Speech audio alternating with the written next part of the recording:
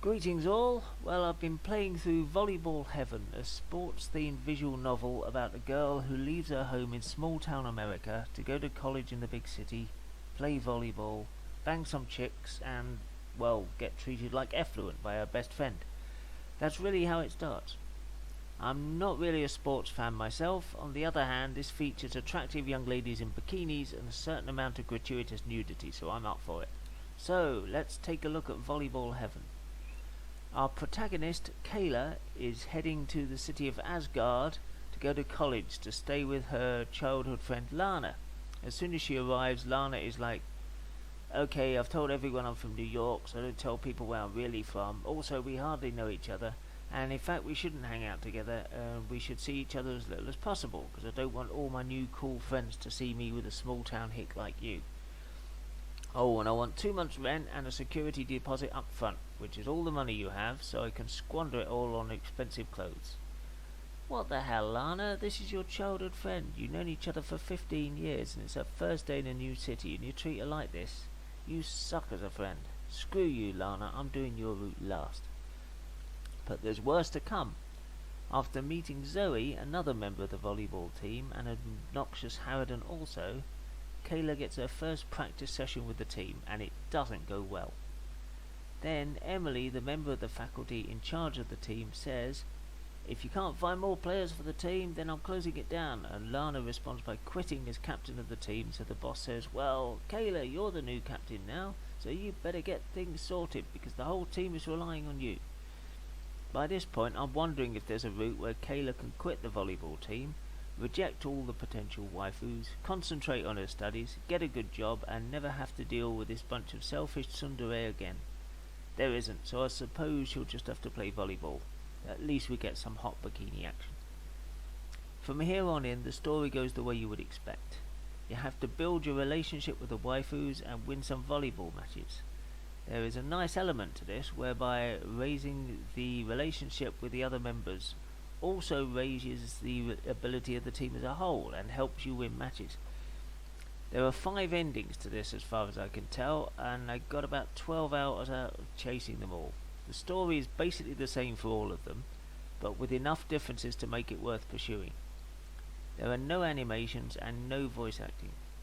There is an awful lot of adult material in this, but most of it is scrolling across the bottom of the screen. There's plenty of swearing. Such a foul-mouthed bunch of young students. As to the fan service, you can play this with or without nudity enabled in the settings. There is enough of it to keep you entertained, but not enough that it ever seems gratuitous. I rather enjoyed this. The story is fairly good and the characters are well rounded. I would certainly recommend it. Anyway, let's meet the waifus for a quick game of Snog, Marry, Avoid. As previously established, Lana makes a very bad first impression when Kayla arrives in town, and she continues in this vein. Selfishness, thoughtlessness inform her every decision, and never a thought for Kayla. Lana is self-centered, short-tempered, hot-headed, and I don't care if she is a childhood friend, definitely avoid. Zoe is tall, beautiful, rich, and horrible. She seems to be permanently angry, and she clearly has issues. She comes from a rich family that she vilifies for their wealth and privilege, and yet is just as much of an entitled bully as other rich teens. Also, avoid. Rika. Well, she's terribly sweet. Rika is the happy, bouncy heart of the team. She cheers everyone up and helps to smooth over arguments and jollies everyone along. She is, however, straight. She talks about having had boyfriends who treated her badly, so her bit of experimentation with Kayla is unlikely to be a serious long-term prospect. Eventually she'll get over it and find a new boyfriend. Snog if you like, but not marriage material.